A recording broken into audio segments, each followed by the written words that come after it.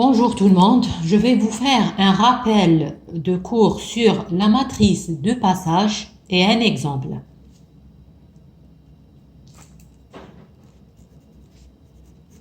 Matrice de passage. C'est quoi une matrice de passage? C'est quoi une matrice de passage?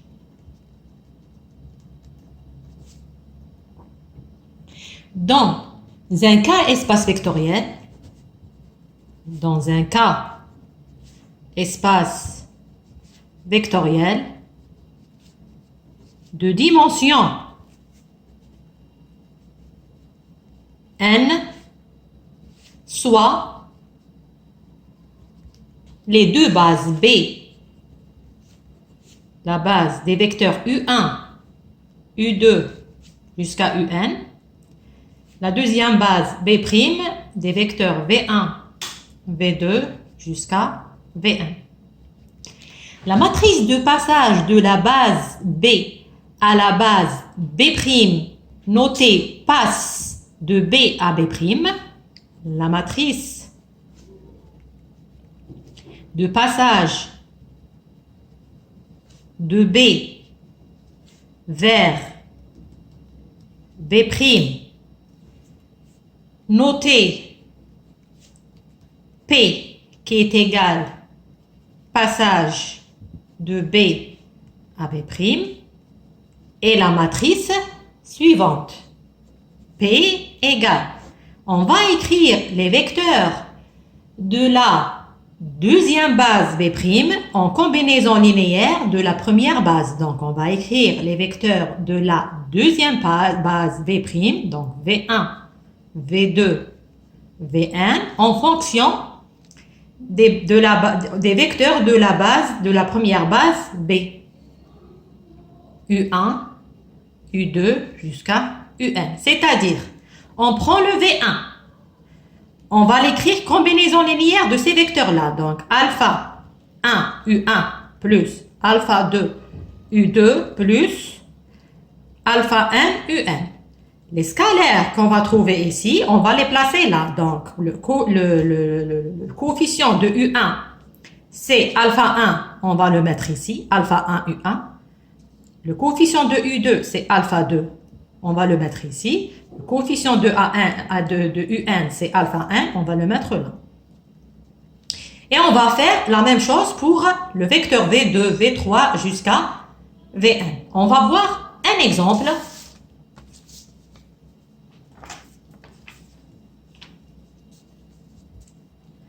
Exemple.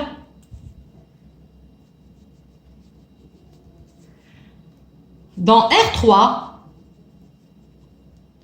on considère les deux bases B.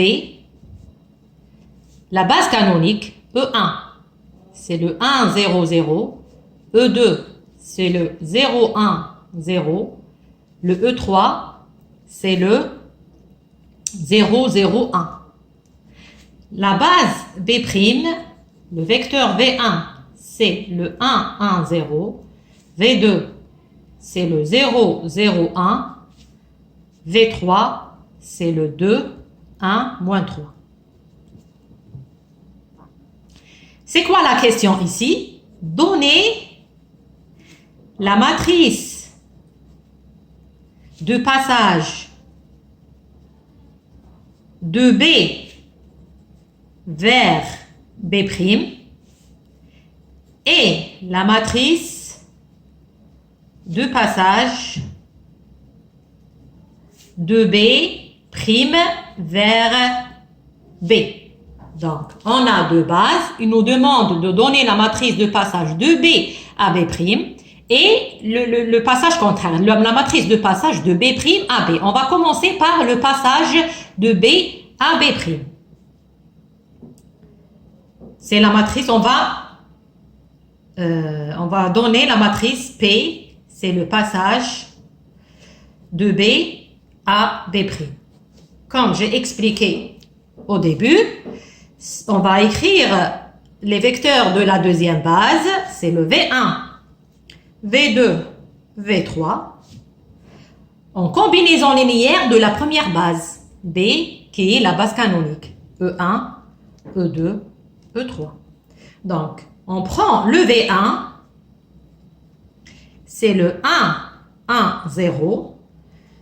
On va l'écrire comme combinaison linéaire de E1, E2 et 3. Il n'y a pas plus facile que ça. Donc, si on a un vecteur et on veut l'écrire comme combinaison linéaire des vecteurs de la base canonique, c'est très facile. Donc, c'est 1 E1 plus 1 fois E2 plus 0 fois E3. Donc, le E3 ne figure pas. On passe au V2. Le V2, c'est le 0, 0, 1. C'est 0E1 plus 0E2 plus 1 fois E3. Donc, c'est E3. Le V3, c'est le 2, 1, moins 3. Alors, c'est 2 fois E1 plus E2 moins 3, E3. Voilà. Donc, pour notre matrice, V1, c'est E1. Donc, le coefficient de E1, c'est un 1, je mets un 1. Le coefficient de E2, c'est un 1, je mets un 1. Pour le E3, il n'y a pas, donc c'est un 0. Pour le V2, il n'y a pas le E1, donc c'est un 0. Il n'y a pas le E2, c'est un 0. Il y a un E3 avec un coefficient 1, donc c'est 1. Pour le V3, le coefficient de E1, c'est un 2. De E2, c'est un 1. De E3, c'est moins 3. Et voilà la matrice de passage de la base canonique B à une autre base B'. C'est très simple. Regardez avec moi. Vous pouvez mettre directement la deuxième base. Voilà, le premier vecteur, le deuxième vecteur, le troisième vecteur sans passer par ce calcul. Le passage d'une base canonique à une autre base, c'est la base elle-même. C'est la deuxième base.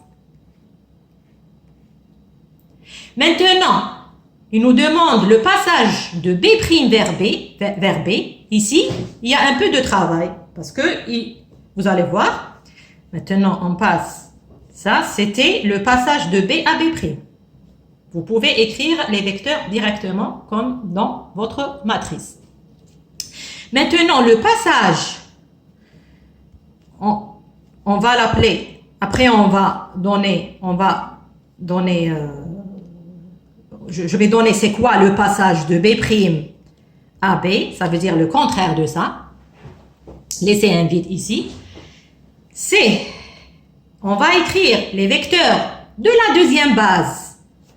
C'est la base canonique, donc c'est le E1, E2, E3. Je vais écrire les vecteurs de la deuxième base comme combinaison linéaire de la première base. Pour le passage de B' à B, B' devient la première base et B devient la deuxième base. Donc, B', c'est les vecteurs V1, V2, V3. Donc, je vais écrire maintenant E1 en fonction des VI, E2 en fonction des VI, E3 en fonction des VI.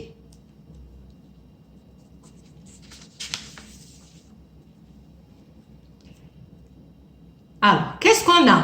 On a les VI en fonction des EI. Voilà. On a les VI en fonction des EI. Donc, V1, c'est E1 plus E2. V2, c'est le E3. V3, c'est le 2E1 plus E2 moins 3E3. Donc, moi, je cherche les EI en fonction des VI. Pour le E3, je l'ai déjà. On va l'encadrer en rouge. J'ai déjà le E3, il est écrit en fonction des VI. Il est écrit seulement en fonction de V2. Maintenant, je vais chercher E1 en fonction des VI et E2 en fonction de VI. Alors ça, c'est l'équation 1, ça, l'équation 2 et ça, c'est l'équation 3. Donc, je vais remplacer E3 par sa valeur en fonction de V2 dans l'équation 3. Donc, 2 dans 3, ça implique que V3 est égal à 2E1 plus E2 moins 3 V2. Alors, on va ramener les VI d'un côté et les EI de l'autre côté. Mais, vous faites attention, il faut garder l'ordre. On commence par V1, V2, V3. E1, E2, E3. Donc, on va avoir 3 V2 plus V3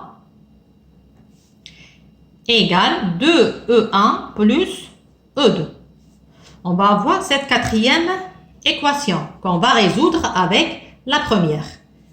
V1 égale E1 plus E2. La première équation. Alors, je vais faire 4 moins 1. 4 moins 1, ça implique 100 moins 1 en gardant l'ordre des VI. Donc, je commence par V1, après V2, après V3. Donc, moins V1, parce que 100 moins 100, plus 3V2, plus V3, égale, alors 100 moins ça, le E2 va disparaître, on aura 2E1 moins E1, 2E1 moins E1, c'est le E1, voilà. Et j'ai trouvé le E1 en fonction des VI. Donc, j'ai le E3 en fonction de VI, le E1 en fonction des VI, il me reste le E2. Je vais le ramener de cette équation. Équation 1, ça donne E2 est égal V1 moins E1. Et j'en remplace E1 ici. Donc, V1 moins ça. Donc, plus V1 moins 3V2 moins V3. Donc, le E2 est égal à 2V1 moins 3V2 moins V3. Donc, et on a enfin le E2 aussi en fonction des VI. On revient à notre matrice. Donc, le E1, voilà le E1. Le E1, c'est moins V1, donc moins 1. 3V2, donc 3. Le coefficient de V3, c'est un 1. Le E2, 2V1, moins 3V2, moins 3, moins 3V2 et moins 1 V3. Moins 1, pardon. Si on met les scalaires, moins 1. Donc, pour le E2, 2, moins 3, moins 1. Pour le E3,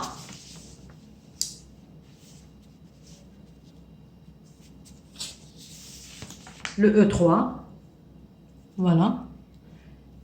Le E3, c'est le V2. Donc, il n'y a pas de V1, c'est un 0. Il n'y a pas de V1, c'est un 0. Le V2, c'est un 1. Le V3, c'est un 0. Voilà. Et ça, c'est la matrice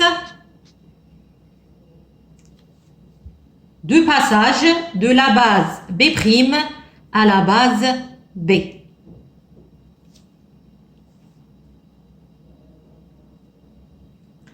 Maintenant, vous avez une autre méthode.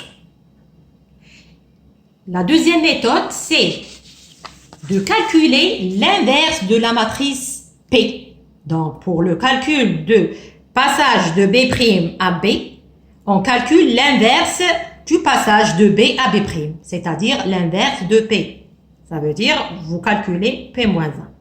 Donc, pour le calcul du passage, de la matrice de passage de B' à B, vous avez deux méthodes. Soit on écrit les vecteurs de la base B en combinaison, soit on écrit les vecteurs de la base B en combinaison linéaire des vecteurs de la base B', soit on calcule l'inverse de la matrice P, le passage de B à B'. On va le faire ensemble.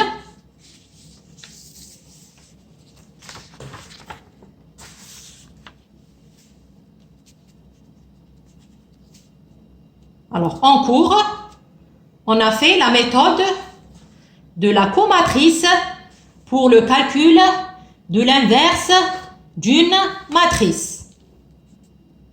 C'était pour calculer P-1, c'est 1 sur le déterminant de P fois la transposée de la comatrice de P. Donc, pour le calcul de l'inverse d'une matrice, on commence d'abord par le calcul du déterminant. Parce que si le déterminant d'une matrice est égal à 0, donc elle n'est pas inversible. Donc, ici, on calcule le déterminant de P. On a fait en cours 3 méthodes, soit avec la méthode des cofacteurs, soit avec la méthode de Sarrus, puisqu'il s'agit ici d'une matrice d'ordre 3, soit avec la méthode de l'échelonnement. Alors, on va réécrire la matrice P, le passage de B à B', c'était 1, 1, 0, 0, 0, 1, 2, 1, moins 3. On calcule le déterminant avec la méthode des cofacteurs. Vous pouvez utiliser cette colonne parce qu'il y a plusieurs zéros. Pour moi, je vais faire le calcul du déterminant avec la méthode des cofacteurs avec cette ligne, à la première ligne. Donc, déterminant de P est égal à 1, le 1, celui-là, on barre la colonne de 1, la ligne de 1, et on met le déterminant d'ordre 2. Donc, 0, 1, 1, voilà. Moins 0, je vais expliquer pourquoi ce moins. Moins 0 fois le déterminant. Alors, je barre la colonne de 0, la ligne de 0, et je mets le déterminant, celui-là d'ordre 2. Donc, c'est le 1, 1, 0, moins 3. Plus 2.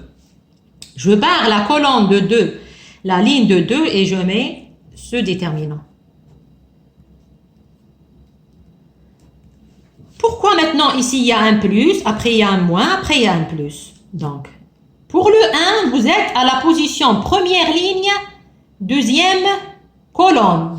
Donc, c'est moins 1, le signe c'est moins 1 à la puissance première ligne, ligne 1, plus deuxième plus la première colonne. Vous êtes à la première ligne, première colonne. Donc, 1 plus 1. Moins 1 à la puissance 2, ça donne plus 1. Pour ce moins 1 à la puissance 0, vous êtes à la toujours première ligne, plus deuxième colonne. Donc, 1 plus 2, c'est 3. Moins 1 à la puissance 3, ça donne moins 1. Pour le 2, vous êtes à la position moins 1 à la puissance, toujours la première ligne, plus la troisième colonne. Donc, moins 1 à la puissance 4, ça donne 1 plus. Voilà pourquoi il y a le plus. Ou bien, vous commencez toujours par plus, après c'est alternatif. Après le plus, il y a le moins, après le moins, il y a le plus. On calcule ce déterminant, donc 0 fois moins 3, c'est un 0, moins 1, c'est un moins 1 fois le 1, donc on aura moins 1. 0 fois ce déterminant, c'est un 0. 1 fois 1, c'est un 1, moins 0, 1 fois 2, donc plus 2. On trouve le déterminant est égal à 1. Donc, c'est différent de 0.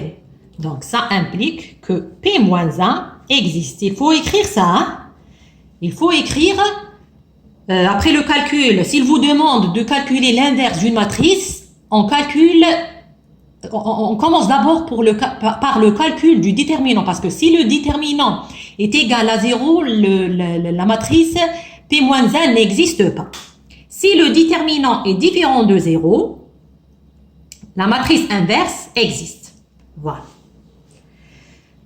Après, on va calculer, maintenant on a le déterminant, on va calculer la comatrice. Comment on calcule la comatrice? Et c'est quoi la comatrice? La comatrice de P. La comatrice, c'est la matrice des cofacteurs. Ça veut dire, ici, à la place de 1, je barre la colonne, je barre la ligne et je mets ce déterminant d'ordre 1, comme on a fait avec le déterminant ici. Donc, je barre comme ça et comme ça, je mets ça ici. 0, 1, 1, moins 3. Pour le 0, je barre la colonne, la ligne et je mets ce déterminant d'ordre 2 ici. Donc, 1, 1, 0, moins 3. Pour la position 2, je barre la colonne, la ligne, je mets ce déterminant là. Donc, c'est le 1, 0, 0, 1. Pour le 1, pour ce coefficient, je barre la ligne, la colonne et je mets ce déterminant là.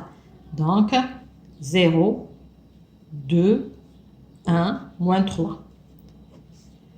Pour ce 0, je barre la colonne, la ligne, je mets le déterminant d'ordre 2 qui reste, qui n'est pas barré, je le mets ici. Donc, c'est le 1, 2, 0, moins 3. Pour celui-là, je barre la ligne, la colonne, je mets ce déterminant d'ordre 2 ici. 1, 0. Alors, je barre comme ça et comme ça. 1, 0, 0, 1. Pour cette position, je barre la colonne, la ligne, je mets là, je mets ça ici. Donc, c'est le 0, 0, 2, 1.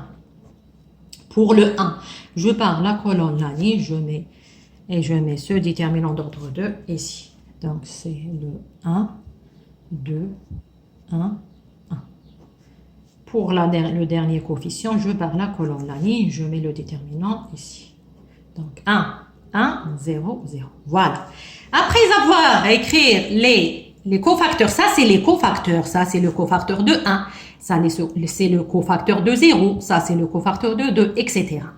Maintenant, on passe aux signes, comme j'ai expliqué tout à l'heure. Soit vous commencez, ne cassez pas la tête et vous commencez directement par un plus. Après, c'est alternative, moins, plus. Après le moins, après le plus, c'est moins. Après le moins, c'est plus. Après le moins, c'est plus. Après le plus, c'est moins. Après le moins, c'est plus. Après le plus, c'est moins. Et après le moins, c'est plus. On prend par exemple cette position.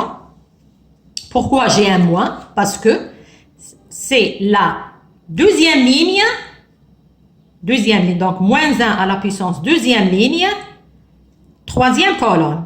Donc, c'est moins 1 à la puissance 5. Ça donne un moins. Voilà. On calcule ces 9 déterminants d'ordre 2. Donc, la comatrice ici, c'est égal. Comatrice de P égale 0 fois moins 3, c'est un 0, moins 1, donc c'est un moins 1. 1 fois moins 3, c'est moins 3, moins 0. Donc, c'est un plus 3. 1 fois 1 moins 0, c'est un 1. 0 fois moins 3, c'est un 0. Moins 2, avec le moins, on trouve 2. 1 fois moins 3, c'est moins 3. Moins 0, donc moins 3. 1 fois 1 moins 0, c'est moins 1. Avec le moins, on trouve moins 1. 0 fois 1 moins 0 fois 2, c'est un 0. 1 fois 1 moins 2, c'est moins 1, avec le moins, c'est plus 1. 1 fois 0, moins 0, c'est un 0. Voilà, ça, c'est la comatrice. Maintenant, pour le calcul de P-1, on n'a pas besoin de la comatrice, mais de sa transposée. La transposée de la comatrice. C'est quoi la transposée de la comatrice? Transposée de la comatrice de P, ça veut dire les lignes deviennent colonnes. Cette ligne devient ici colonne. Cette deuxième ligne devient deuxième colonne ici. Cette troisième ligne devient troisième colonne ici. Pour la transposée de la comatrice. Je répète, pour le calcul de l'inverse d'une matrice, on a besoin du déterminant